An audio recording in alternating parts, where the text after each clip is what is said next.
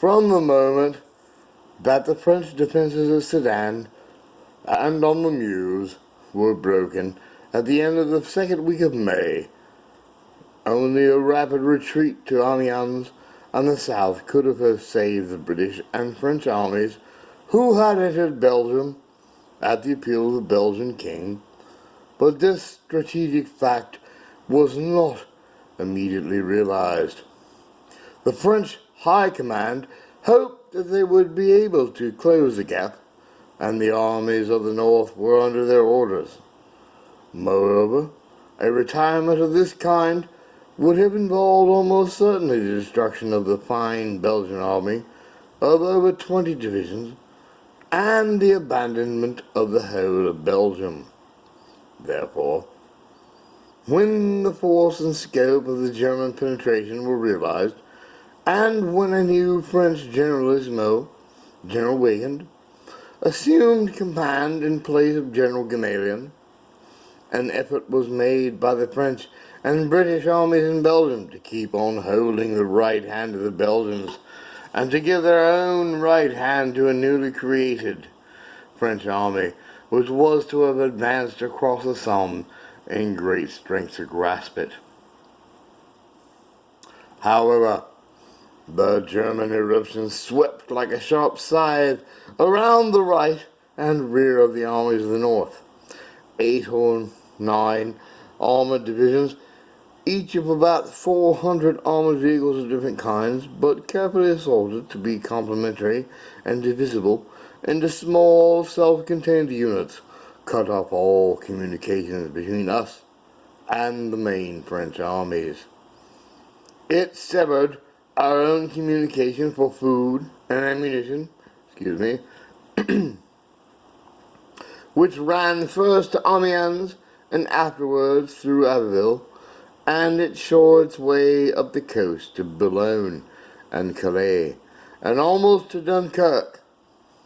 Behind this armored and mechanized onslaught plodded comparatively slowly the dual brute mass of the ordinary German army. And German people, always so ready to be led to the trampling down of the lands of liberties and comforts which they have never known in their own. Now, I have said this armored scythe stroke almost reached Dunkirk, almost, but not quite. Boulogne and Calais were the scenes of desperate fighting. The Guards defended Boulogne for a while and were then withdrawn by orders from this country. The Rifle Brigade, the 60th Rifles, and the Queen Victoria's Rifles, with a battalion of British tanks and 1,000 Frenchmen, in all about 4,000 strong, defended Calais to the last. The British brigadier was given an hour to surrender. He spurned this offer, and 4 days of intense street fighting passed before silence reigned over Calais, which marked the end of a memorable resistance. Only 30 unwounded survivors were brought off by the Navy, and we do not know the fate of their comrades. Their sacrifice, however, was not in vain.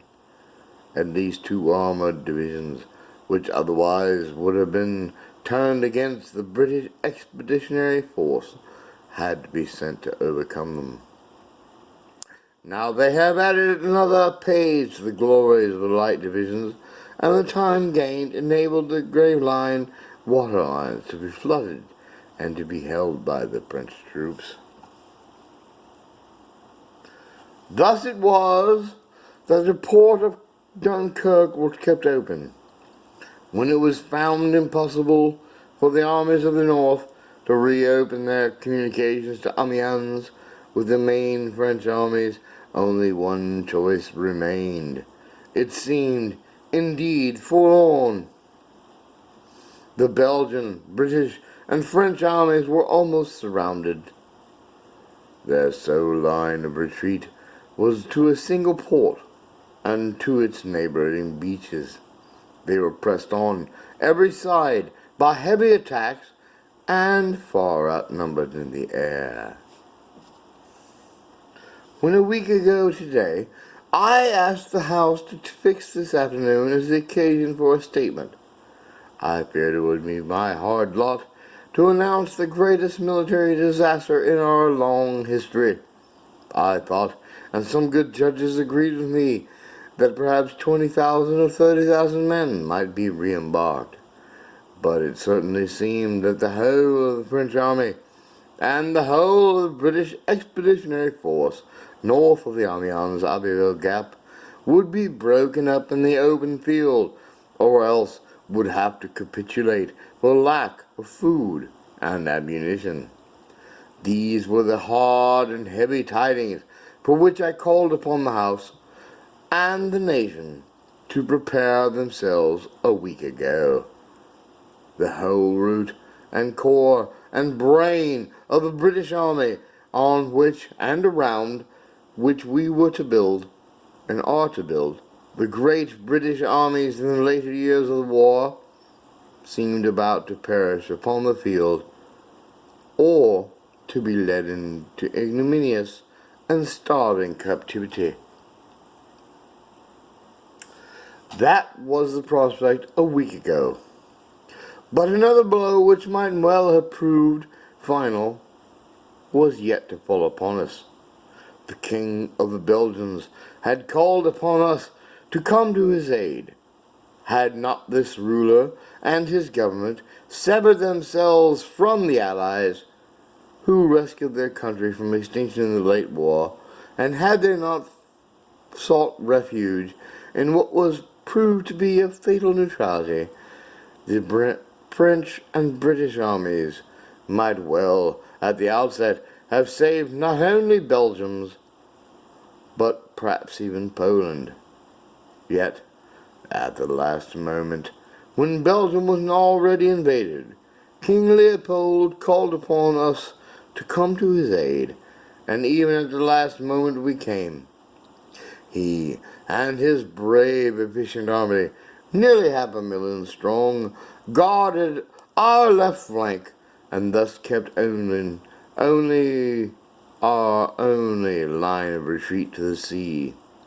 Suddenly, without prior consultation, with the least possible notice, without the advice of his ministers, and upon his own personal act, he sent a plenipotentiary to the German command, surrendered his army, and enclosed our whole flank and means of retreat. Now I asked the House a week ago to suspend its judgment because the facts were not clear, but I do not feel that any reason now exists why we should not form our own opinions upon this pitiful episode.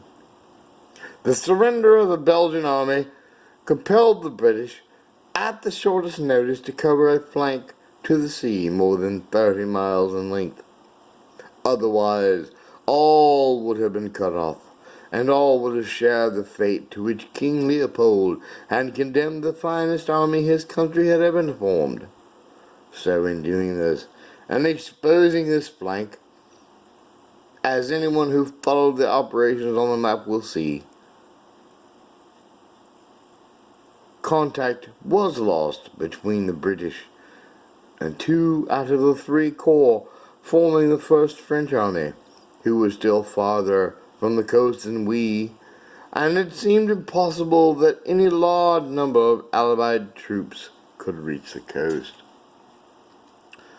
The enemy attacked on all sides with great strength and fierceness, and their main power, the power of their far more numerous air force, was thrown into the battle, or else concentrated upon Dunkirk and the beaches. Pressing in upon the narrow exit, both from the east and from the west, the enemy began to fire with cannon upon the beaches by which alone the shipping could approach from the port. They sowed magnetic mines in the channels and seas. They sent repeated waves of hostile aircraft, sometimes more than 100 strong in one formation, to cast their bombs upon the single pier that remained, and upon the sand dunes upon which their troops had their eyes for shelter. Their U-boats, one of which was sunk, and their motor launches took their toll of the vast traffic, which now began.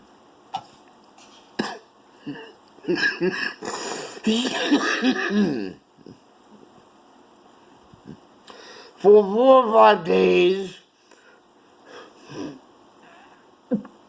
excuse me, an intense struggle reigned. All their armored divisions, or what was left of them, together with great masses of infantry and artillery, hurled themselves in vain upon the ever-narrowing, ever-contracting appendix within which the British and French armies fought. Meanwhile, the Royal Navy, with the willing help of countless merchant seamen, strained every nerve to embark the British and Allied troops. 220 light warships and 650 other vessels were engaged. They had to operate upon the difficult coast, often in adverse weather, under an almost ceaseless hail of bombs and an increasing concentration of artillery fire. Nor were the seas, as I have said, themselves free from mines and torpedoes. It was in conditions such as these that our men carried on, with little or no rest, for days and nights on end, making trip after trip across the dangerous waters, bringing with them always men whom they had rescued. The numbers they have brought back all the measure of their devotion and their courage. The hospital ships, which brought off many thousands of British and French wounded, being so plainly marked, were a special target for Nazi bombs. But the men and the women on board them never faltered in their duty.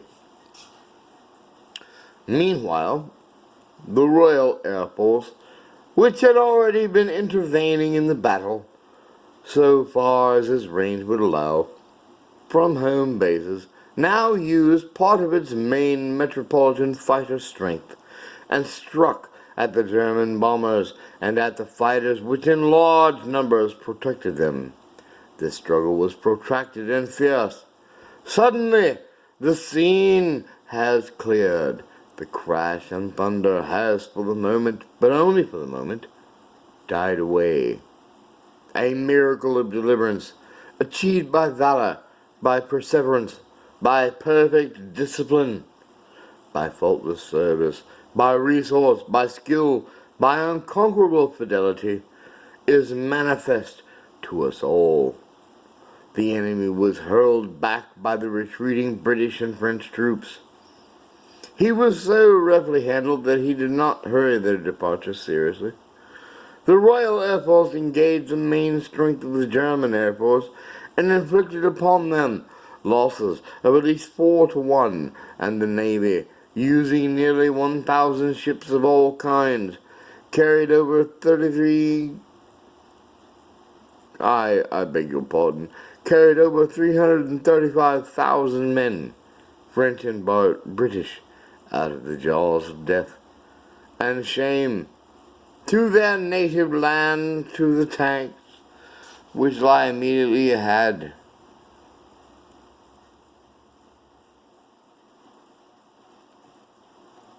We must be very careful not to assign to this deliverance the attributes of a victory. Wars are not won by evacuations. But there was a victory inside this deliverance which should not be noted. It was gained by the Air Force. Many of our soldiers coming back have not seen the Air Force at work. They saw only the bombers which escaped the protective attack. They underrated its achievements. I have heard much talk of this. That is why I go out of my way to say this. I will tell you about it. This was a great trial of strength between the British and German air forces. Can you conceive a greater objective for the Germans in the air than to make evacuation from those beasts impossible, and to sink all those ships which were displayed, almost to the extent of thousands? Could there have been an objective of greater military importance and significance for the whole purpose of the war than this? They tried hard, and they were beaten back. They were frustrated in their task. We got the army away, and they have paid for any losses which they have inflicted. Very large formations of German aeroplanes, and we know that they are very brave race, have turned on several occasions from the attack of 1/4 of their number of the Royal Air Force, and have dispersed in different directions. 12 aeroplanes have been hunted by 2. One aeroplane was driven into the water and cast away by the mere charge of a British aeroplane, the new Defiant, and all our pilots have been vindicated as superior to what they have at present to face. When we consider how much greater would be our advantage in defending the area above this island against an overseas attack, I must say that I find in these facts a surer basis upon which practical and reassuring thoughts may rest. I will pay my tribute to these young airmen. The great French army was very largely, for the time being, cast back and disturbed by the onrush of a few thousands of armored vehicles. May it not also be that the cause of civilization itself will be defended by the skill and devotion of a few thousand men? There never has been, I suppose, of all the world in all the history of war, such an opportunity for youth. The Knights of the Round Table, the Crusaders, all fall back into the past, not only distant, but prosaic. These young men, going forth every morn to guard their native land, and all that we stand for, holding in their hands these instruments of colossal and shattering power, of whom it may be said that every morn brought forth a noble chance, and every chance brought forth a noble knight, deserve our gratitude, as do all the brave men who, in so many ways and on so many occasions, are ready and continue ready to give life and all for their native land. I return to the army. In the long series of very fierce battles, now on this front, now on that, fighting on 3 fronts at once, battles fought by 2 or 3 divisions against an equal or somewhat larger number of the enemy, and fought fiercely on some of the old grounds that so many of us knew so well. In these battles our losses in men have exceeded 30,000 killed, wounded, and missing. I take occasion to express the sympathy of the House to all who have suffered the bereavement or who are still anxious. The President of the Board of Trade, Sir Andrew Duncan, is not here today.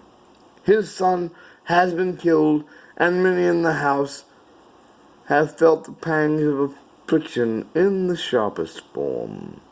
But I will say this about the missing. We have had a large number of wounded come home safely to this country. But I would say about the missing that there may be very many reported missing who will come back home some day in one way or another. In the confusion of this fight, it is inevitable that many have been left in positions where honor required no further resistance from them. Against this loss of over 30,000 men, we can set a far heavier loss certainly inflicted upon the enemy. But our losses in material are enormous. We had perhaps lost 1/3 of the men we lost in the opening days of the Battle of 21st March 1918, but we have lost nearly as many guns, nearly 1,000, and all our transport, all the army vehicles that were with the army in the north. This loss will impose a further delay on the expansion of our military strength. That expansion has not been proceeding as far as we had hoped. The best of all we had to give had gone to the British Expeditionary Force, and although they had not the number of tanks and some articles of equipment which were desirable, they were a very well and finely equipped army. They had the first fruits of all that our industry had to give, and that is gone. And now here is this further delay. How long it will be, how long it will last, depends upon the exertions which we make in this errand, an effort the like of which has never been seen in our records is now being made. Work is proceeding everywhere, day and night. Sundays and weekdays, capital and labor have cast aside their interests, rights, and customs and put them into the common stock. Already the flare of munitions has leapt forward. There is no reason why we should not in a few months overtake the sudden and serious loss that has come upon us without retarding the development of our general program. Nevertheless, our thankfulness at the escape of our army and so many men whose loved ones has passed through an agonizing week must not blind us to the fact that what has happened in France and Belgium is a colossal military disaster. The French army has been weakened. The Belgian army has been lost. A large part of these fortified lines upon which so much faith had been repeated is gone. Many valuable mining districts and factories have passed into the enemy's possession. The whole of the Channel are in his hands, with all the tragic consequences that follow from that, and we must expect another blow to be struck almost immediately at us or France. We are told that Hitler has a plan for invading Boulogne for a year with his flat-bottomed boats and his grand army. He was told by someone, "There are bitter weeds in England. There are certainly a great many more of them since the British Expeditionary Force returned."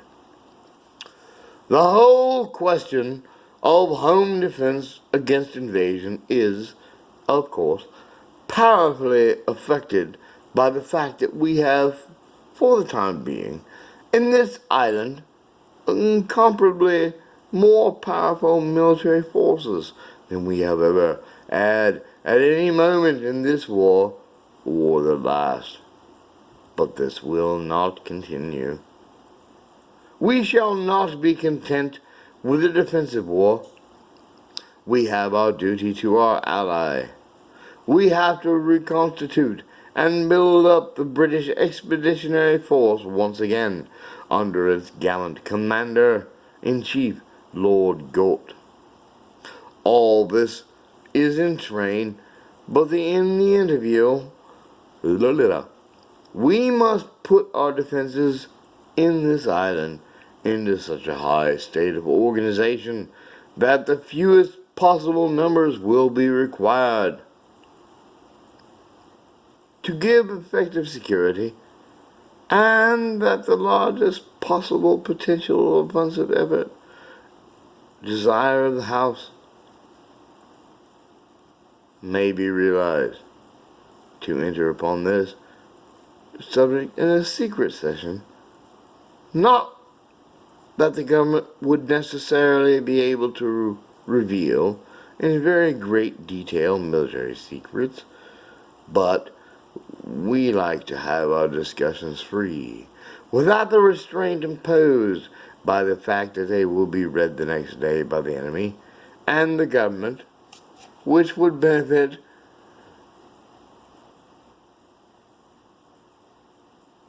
my views freely expressed in all parts of the House by members with their knowledge of so many parts of the country. I understand that some request is to be made on this subject, which will be readily acceded to by His Majesty's government. We have found it necessary to take measures of increasing stringency, not only against enemy aliens and suspicious in the characters of other nationalities, but also against British subjects who may become a danger or a nuisance should the war be transported to the United Kingdom. I know there are a great many people affected by the orders which we have made who are the passionate enemies of Nazi Germany. I am very sorry for them, but we cannot, at the present time, and under the present stress, draw all the distinctions which we should like to do if parachute landings were attempted, and fierce fighting attendant upon them followed. Those unfortunate people would be far better out of the way for their own sakes as well as others. There is, however, another class for which I feel not the slightest sympathy. Parliament has given us the powers to put down fifth column activities with a strong hand, and we shall use those powers subject to the supervision and correction of the House without the slightest hesitation until we are satisfied, and more than satisfied, that this malignancy in our midst has been effectively stamped out. Turning once again, and this time more generally, to the question of invasion, I would observe that there has never been a period in all these long centuries of which we boast that an absolute guarantee against invasion, still less against serious raids, could have been given our people. In the days of Napoleon, the same wind which would have carried his transports across the Channel might have driven away the blockading fleet. There was always a chance, and it is that chance which has excited and befooled the imaginations of many continental tyrants.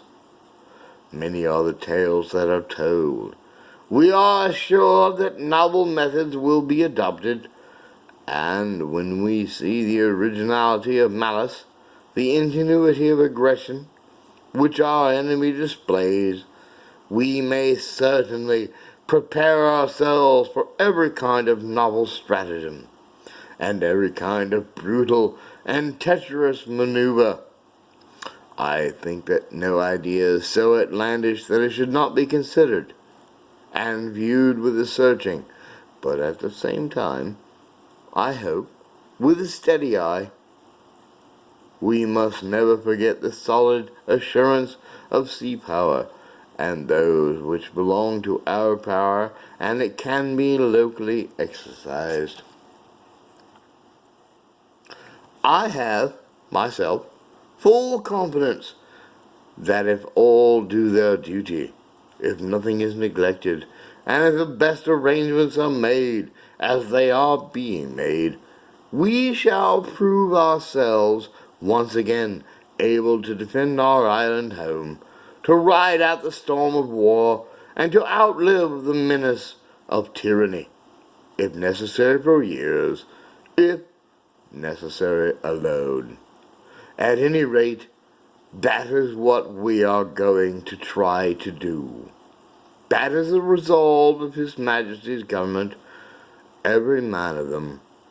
That is the will of Parliament and the nation.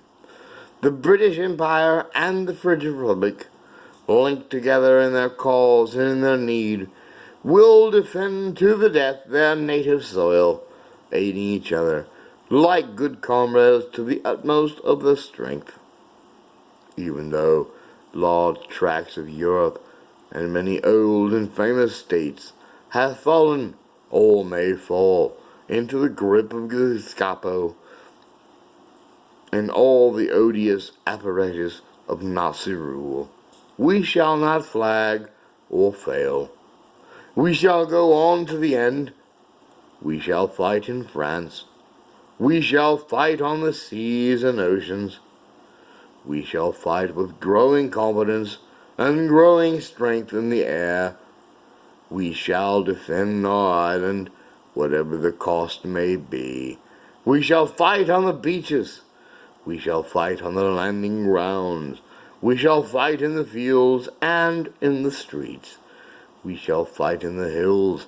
We shall never surrender, and even, which I do not for a moment believe, this island, or a large part of it, were subjugated and starving, then our empire beyond the seas, armed and guarded by the British fleet, would carry on the struggle until, in God's good time, by the New World, with all its power and might, steps forth to the rescue and the liberation of the old. Thank you, and good night.